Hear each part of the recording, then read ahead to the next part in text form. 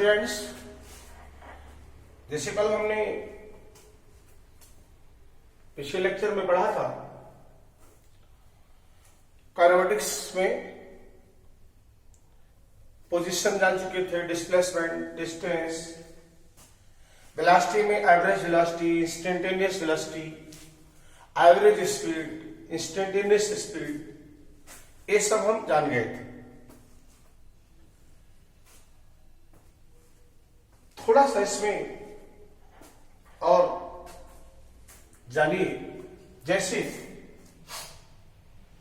Direction, instantaneous velocity और average velocity की direction क्या होती है। जैसे मान लो कोई बॉडी इस तरह चल रही है, ऐसे चल रही है, ऐसे जा रही है। सपोज करो इसका ये इनिशियल पोजीशन है, फाइनल ऐसे जा रही बॉडी, ऐसे भी गई। तो अगर हम कहें कि इस पॉइंट पर बताओ कि इंस्टेंटेनियस वेलोसिटी का डायरेक्शन क्या है, इस पॉइंट पर हमने आपको बताया था थोड़ा सा आगे एक पॉइंट ले लो, थोड़ा सा पीछे एक पॉइंट ले लो, इसको मिला दो, ये यहां जो वेलोसिटी आप निकालोगे वो इंस्टेंटेनियस वेलोसिटी होगी, जिसे लिखा जाएगा अभी इंस्टेंटेनियस को ds by dt, ds by dt। और यहां एक एरो लगा दो, उसी के लॉन्ग एरो, बॉडी ऐसे चल रही है, छोटा सा डिस्टेंस होगा, वही डिस्प्लेसमेंट होगा ds। तो इंस्टेंटेनियस वेलोसिटी का डायरेक्शन हो गया ये। यहां अगर देखें तो यहां एक छोटा सा टेंजेंट जो लगाओगे, छोटा सा डिस्प्लेसमेंट डी होगा, टेंजेंट ये हो जाएगा इस जगह पे इंस्टेंटेनियस वेलोसिटी का डायरेक्शन। यहां देखोगे तो ये इंस्टेंटेनियस वेलोसिटी का डायरेक्शन ही होगा। लेकिन एवरेज वेलोसिटी का डायरेक्शन पूछे तो एवरेज आपको मालूम है, total displacement by total time. ये देखिए इनिशियल कोई है, फाइनल ये है, यहां से इसको मिलाएंगे, ये कहलाएगा एवरेज वेलोसिटी। वी एवरेज को लिखा जाएगा delta S by delta T. Velocity का डायरेक्शन वही होगा जो डिस्प्लेसमेंट का डायरेक्शन होगा। तो डिस्प्लेसमेंट का डायरेक्शन तो ये है, from initial to final, the direction of displacement from initial to final, and direction of instantaneous displacement, that is direction of instantaneous displacement का होगा tangent के along the tangent। जिस पॉइंट पर इंस्टेंटेनियस वेलोसिटी का direction निकालना वहां tangent डाल दो, टेंजेंट डायरेक्शन होगा, वही डायरेक्शन हो जाएगा किसका, इंस्टेंटेनियस वेलोसिटी का।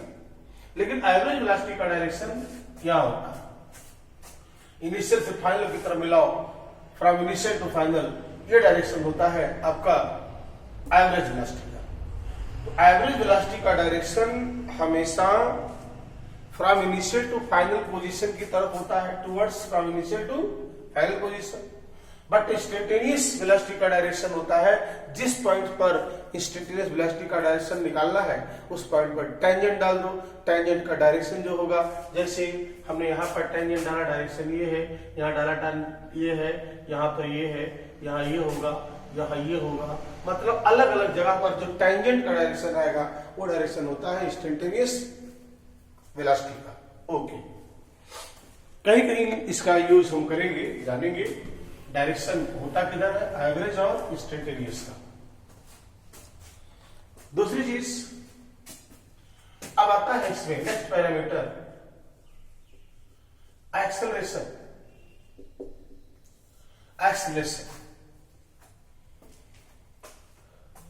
जैसे आपने पढ़ा होगा, क्या इतना तो पता ही होगा, मान ली कोई बॉडी, कोई ऑब्जेक्ट है, चल रही है ऐसे, इसकी वेलोसिटी है 10 मीटर पर सेकंड की वेलोसिटी से जा रही है, ठीक 5 सेकंड के बाद जब बॉडी यहां पर पहुंची, जब बॉडी यहां पे पहुंची तब इसकी वेलोसिटी हो गई 25 मीटर पर सेकेंड। ए पर वेलोसिटी सी थी 10 मीटर पर सेकेंड। 5 सेकंड बाद जब बी पर पहुंची तो इसकी वेलोसिटी हो गई 25 मीटर पर सेकेंड। हम आपसे पूछे कि फाइंड आउट एक्सेलरेशन, तो एक्सेलरेशन तो आपको पता है, डिफरेंशियल तो मालूम है। क्या होती है differential? Rate of change of velocity, rate of change of velocity with respect to time is called acceleration। किस रेट से वेलोसिटी चेंज हो रही है, दैट इज कॉल्ड एक्सेलरेशन। किस रेट का मतलब 1 सेकंड में किसी बॉडी की वेलोसिटी कितनी चेंज हो गई, उसे बोला जाता है एक्सेलरेशन। जैसे ऐसे निकाल सकते हो, इसका मतलब ये हुआ एक्सेलरेशन को अगर हम ऐसे लिखें तो ये होगा change in velocity by time interval,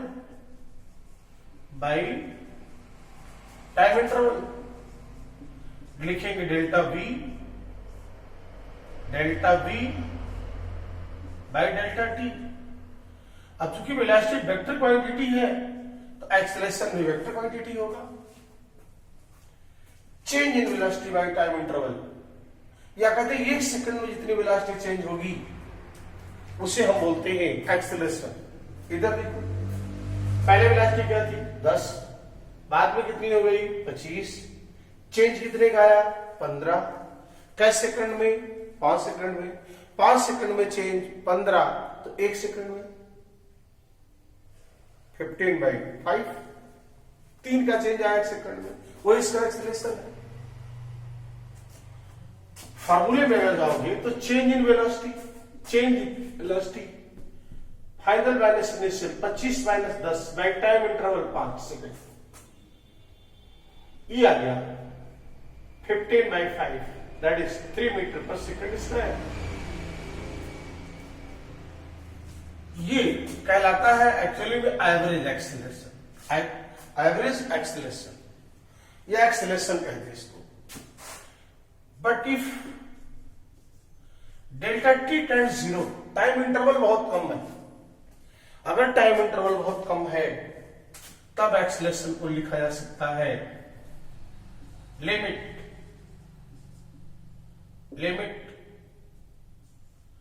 delta T tends 0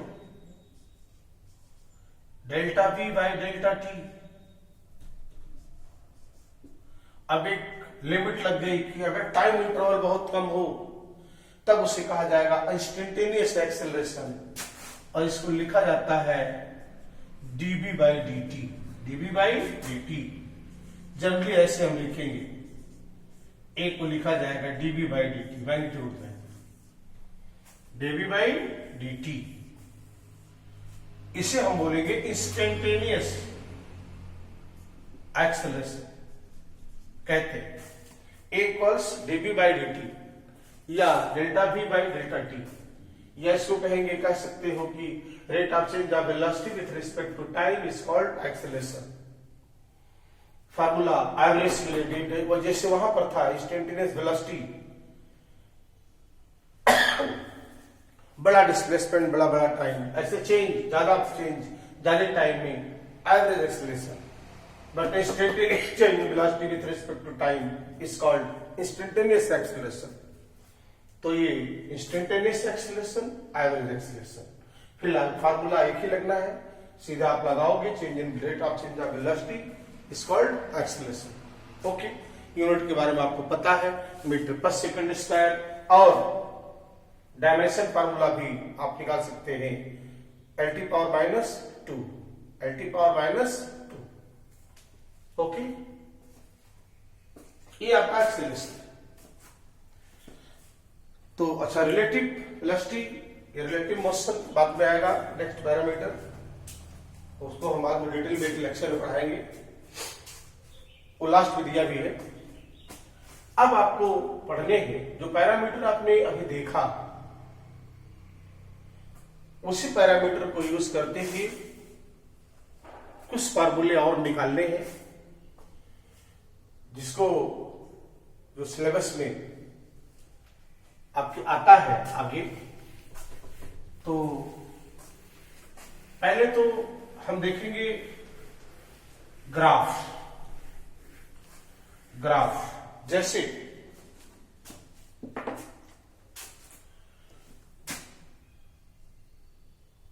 time displacement graph,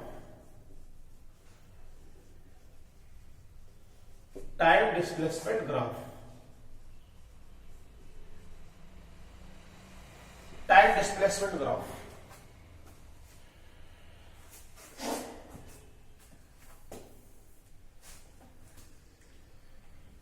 जैसे मान लो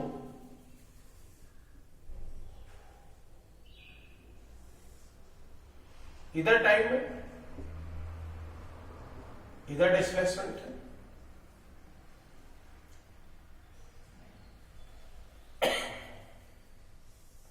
ग्राफ है, ये ग्राफ पहला ऐसे।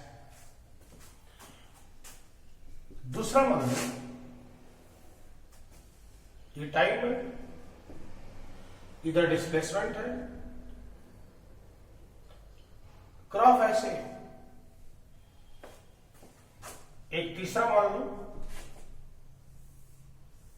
टाइम इधर है,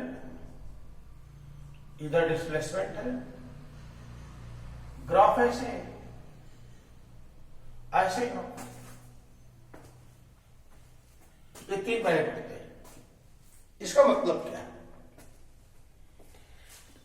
जैसे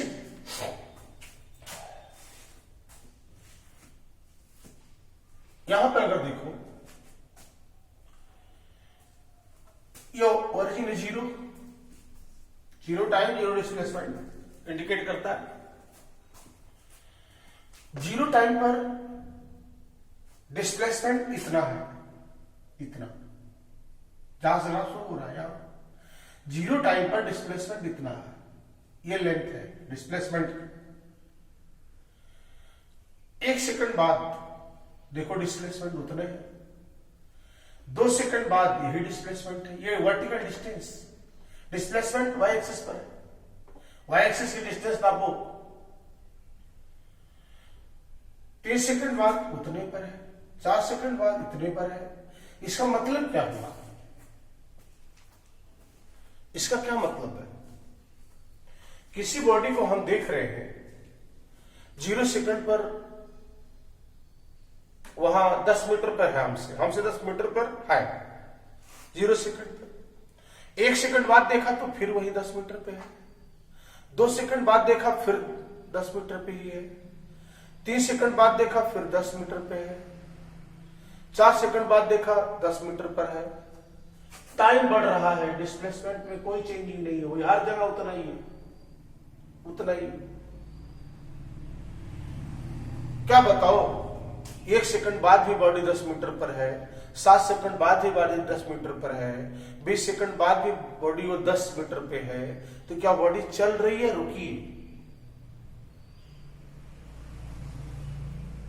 रुकी। हर टाइम बढ़ रहा है लेकिन बॉडी तो वही है 10 मीटर पे, इसका मतलब नहीं चल रही। Body is at rest, body is at rest. इसका मतलब है कि बॉडी रेस्ट में है।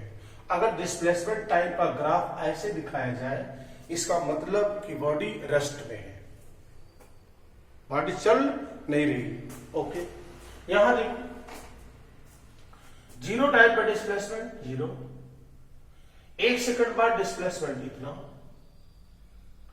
2 सेकंड बाद डिस्प्लेसमेंट इतना, 30 सेकंड बाद डिस्प्लेसमेंट इतना, टाइम बढ़ रहा है, डिस्प्लेसमेंट बढ़ रहा है, लेकिन लीनियरली बढ़ रहा, स्ट्रेट लाइन आ रहा ग्राफ। लीनियरली बढ़ने का मतलब कि बॉडी फॉरवर्ड डायरेक्शन में एक कांस्टेंट स्पीड से जा रही है। 1 सेकंड में इतना, 2 सेकंड में इतना, ग्राफ लीनियर आने का मतलब, स्ट्रेट लाइन आने का मतलब लीनियरली बढ़ रहा है। जिस रेशियो में टाइम बढ़ रहा है उसी रेशियो में डिस्प्लेसमेंट बढ़ रहा है। इसका मतलब बॉडी यूनिफॉर्म वेलोसिटी से, यूनिफॉर्म स्पीड से मूव कर रही है positive forward direction, forward direction में, मतलब डिस्प्लेसमेंट घट नहीं रहा कभी। यहां देखो,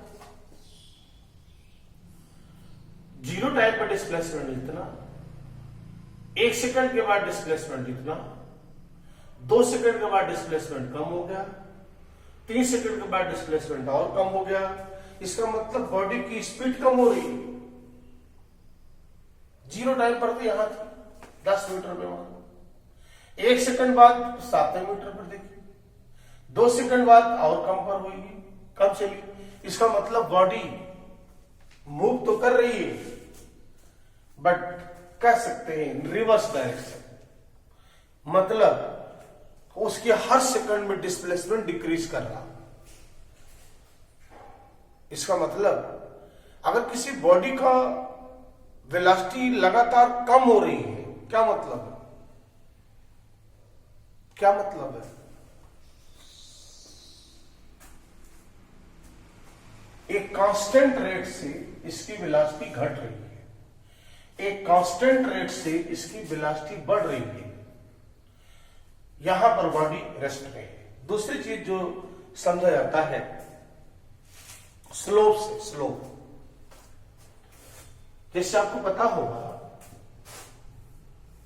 अगर ये कोई लाइन है ऐसे और एक्स एक्सिस से, वो एक लाइन है, एक्स एक्सिस से ये थीटा एंगल बना रही है, इसका स्लोप होता है tan थीटा। क्या होता है? tan थीटा स्लोप कहते हैं इसको, ग्रेडियंट। कोऑर्डिनेट में आप इसको पढ़ते हैं y2 minus y1 by x2 minus x1। Calculus में इसको पढ़ेंगे, मैथमेटिक्स में इसी को पढ़ेंगे, delta y upon delta x, dy upon dx। Trigonometry में इसी को कहा जाता है tan थीटा। अलजेब्रा में कहा जाता है y2 minus y1 by x2 minus x1। Coordinate में कैलकुलस से बोलते हैं dy अपॉन dx। इसी को कहते हैं स्लोप, इसी को कहते हैं ग्रेडियंट, ग्रेडियंट। हिंदी में बोला जाता है ढलान, ढलान, tan थीटा। तो यहां पर अगर देखो slope of graph, slope graph tan theta, tan 0, ये लाइन जो एक्स एक्सिस टाइम एक्सिस के पैरेलल जा रही है, ये कितना एंगल बना रही है? एक्स हॉरिजॉन्टल से 0। अरे भाई एक्स एक्सिस के लॉन्ग जाएगी तो एंगल कहां बनाएगी? 0। tan 0, 0, स्लोप 0 है। अगर डिस्प्लेसमेंट टाइम ग्राफ में ग्राफ का स्लोप 0 है तो कहा जाता है body is at rest, body is at rest. कब? If slope of displacement time graph, slope of displacement time graph is 0, then implies that body is at rest, body is at rest. Okay,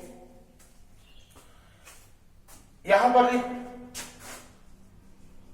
slope of graph अगर आप देखो तो ये आएगा tan theta.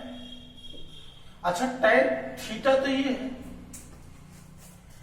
क्या theta 90 से कम है?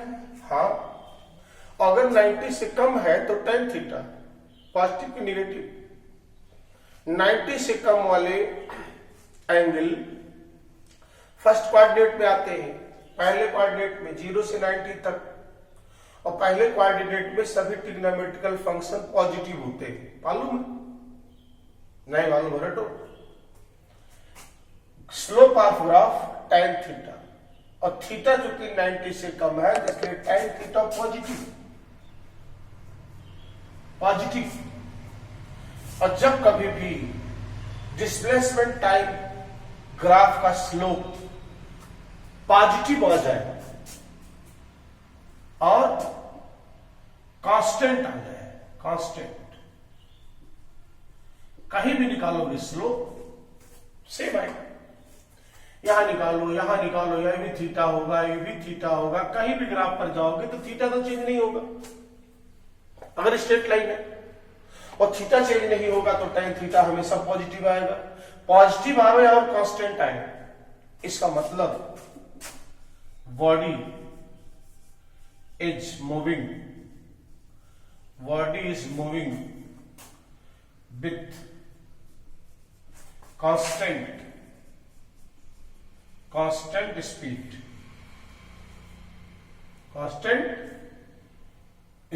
body is moving with constant speed in forward direction, okay. यहां भी slope of graph tan theta, ये tan थीटा, अगर थीटा को देखो टाइम एक्सिस से ग्राफ का, ये थीटा 90 से ज्यादा है, 180 से कम है। अगर 90 से बड़ा होगा थीटा ये, 180 से कम, तो सेकंड क्वाड्रेंट में जाएगा, वहां tan थीटा नेगेटिव होता है। इसका मतलब tan थीटा नेगेटिव हो जाएगा, स्लोप नेगेटिव आएगा, लेकिन कांस्टेंट भी रहेगा, चेंज नहीं होता है। स्ट्रेट लाइन है, हर जगह कहीं भी स्लोप निकालोगे स्ट्रेट यहां से तो वही एंगल आएगा, हर जगह वही एंगल आएगा, यानी कांस्टेंट भी है, नेगेटिव भी है। अगर ऐसा हो तो कहा जाएगा body is moving with constant speed in reverse direction,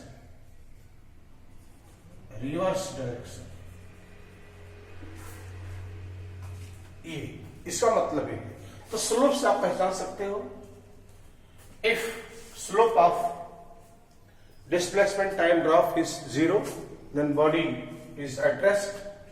if slope of displacement time graph is positive then body is moving with constant speed in forward direction. If slope of displacement time graph is negative, then body is moving with constant speed but in reverse direction. Right? ये इसका मतलब है। अगर ऐसे ही screen को पास कर लो product से,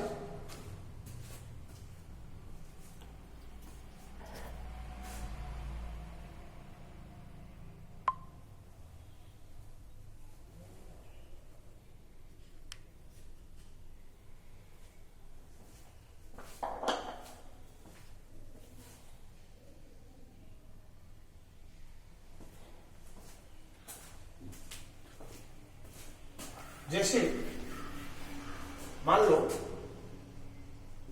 graph ऐसे, और ग्राफ भी हो सकते हैं, डिस्प्लेसमेंट टाइम,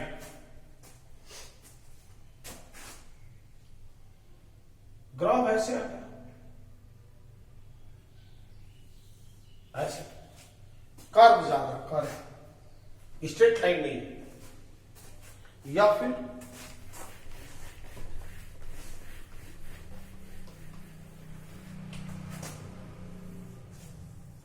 ग्राफ ऐसे ऐसे जा रहा, इस तरह से, ये दोनों केस अगर ऐसे, तब क्या होगा?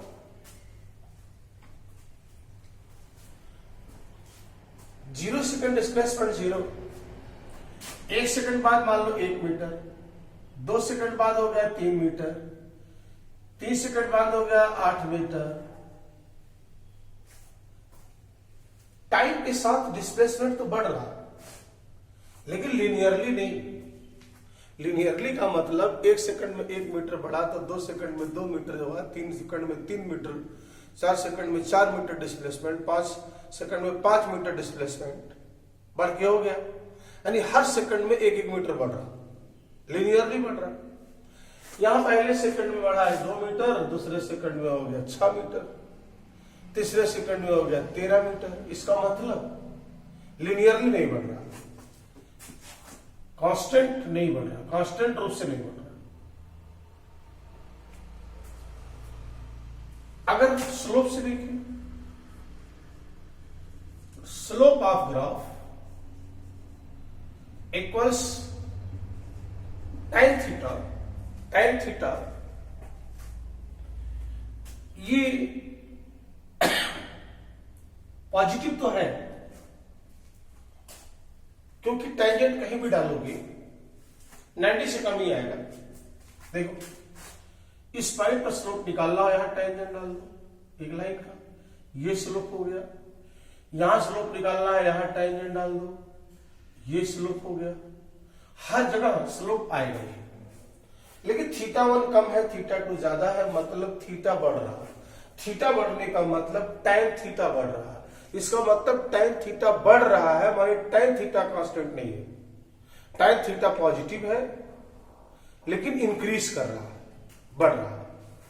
इसका मतलब क्या हुआ? इसका मतलब क्या हुआ? अगर थीटा इंक्रीज कर रहा है, इसका मतलब tan theta positive but variable, variable not constant, means body moves with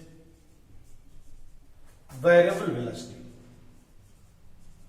with variable velocity. Body moving, body moves, a body is moving, body is moving with variable velocity, variable velocity से move कर रही है। और positive है, इसका मतलब in forward direction लिख सकते हैं, इन फॉरवर्ड डायरेक्शन। यहां देखो, यहां स्लोप डालोगे तो ये होगा टेंजेंट, एंगल ये बना। यहां स्लोप डालोगे तो ये होगा एंगल ये बना। यहां एंगल ज्यादा था, यहां एंगल कम हो गया।